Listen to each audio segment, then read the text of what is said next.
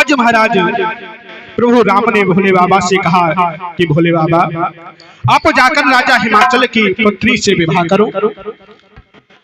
तो भोले बाबा ने कहा कि जैसी आपकी इच्छा। आज जब प्रभु राम वहां से अंतर्ध्यान हुए, सप्त ऋषियों को बुलाया भोले बाबा ने और कहा कि ऋषियों, हमने सुना है कि पार्वती ने तपस्या की है, अब आप जाकर उनकी परीक्षा लो कि तपस्या की है या ऐसे ही बैठी रही वहां पर। जय जय जय। कि पार्वती पह जाओ तुम और प्रेम परीक्षा ले हो और गिरहि पैर पटियो भवन दूर करे हो संदेह। जय जय जय। आज महाराज भोले बाबा के कहने पर सप्त ऋषि मैया पार्वती के पास पहुंचे। आज पार्वती को देखकर सप्त ऋषि कहने लगे कि बेटी, अरे तुम इतने घनघोर जंगल में बैठी हो, क्या कारण है, यहाँ पर क्या कर रही हो? तो मैया पार्वती कहने लगी कि हम भोले बाबा को पाने के लिए तपस्या कर रहे हैं। तो आज सप्त ऋषि कहने लगे भोले बाबा को पाने के लिए तपस्या, और वो भी इतनी घनघोर। अरे भोले बाबा को कोई फ्री में न पाना चाहे, उनके लिए इतनी बड़ी तपस्या।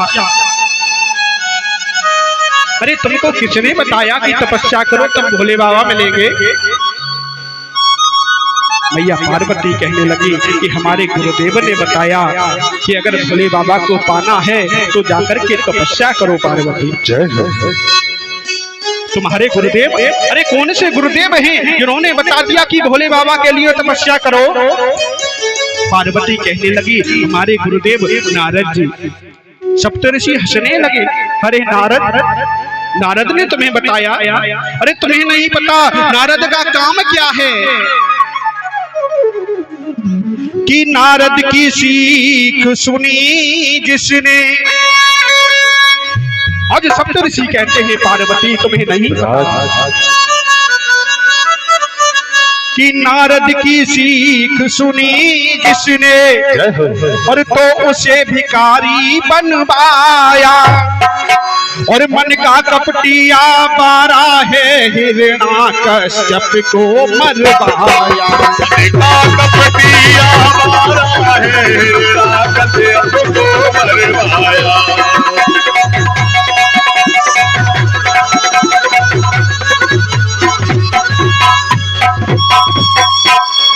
और तुम जैसी सीधी कन्या को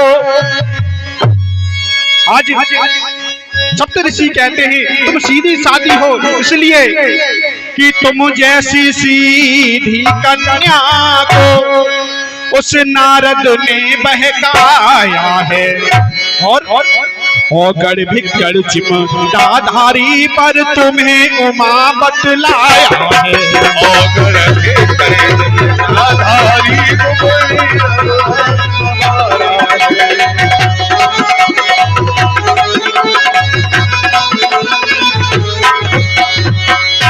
और सुनो पार्वती, उन नारद जी के कहने पर अगर उन नारद की बात तुमने मान ली तो ध्यान रखना पार्वती, उन नारद जी के कहने पर जो शंकर को अपनाओगी वो जोगिन तुम ही बनाएगा, तुम घर घर अलग जगाओगी। वो जोगिन तुम ही बनाएगा, तुम घर घर अलग जगाओगी। वो जोगिन तुम ही बनाएगा, तुम घर घर अलग जगाओगी। पार्वती मेरी बात को मानो, हम तुम्हें पर बताते हैं। अरे भोले बाबा से बहुत सुंदर वर है, उससे जाके विवाह कर लो। सिर मुकुट धरे सौभाग्यमान, जिसके सिर पर सुंदर सा मुकुट रखा रहता है। अरे भोले बाबा को देखो, उनके सिर पर जटा बंधी रहती है और उस पर भी एक नाग बांध दिया जाता है कि सिर मुकुट धरे सौभाग्यमान और गल में बैजंती माला है। है चार भुजाधारी प्रभु जी वह माधुरी मूरत बाला है।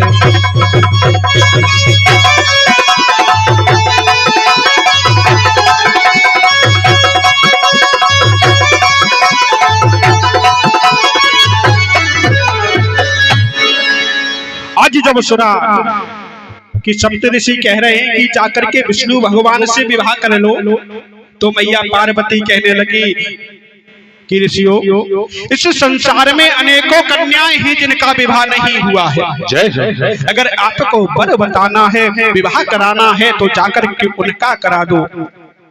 अरे हमारा तो मन भोले बाबा से लग गया, हम भोले बाबा से ही विवाह करेंगे। कि हंस करके पार्वती बोली और ये नेह न हटने वाला है। करके पार्वती बोली ये नेह न हटने वाला है। हंस करके पार्वती बोली ये नेह न हटने वाला है। और सोना अग्नि में तपने से रंग होए न उसका काला है। सोना अग्नि में तपने से रंग होए न उसका काला है।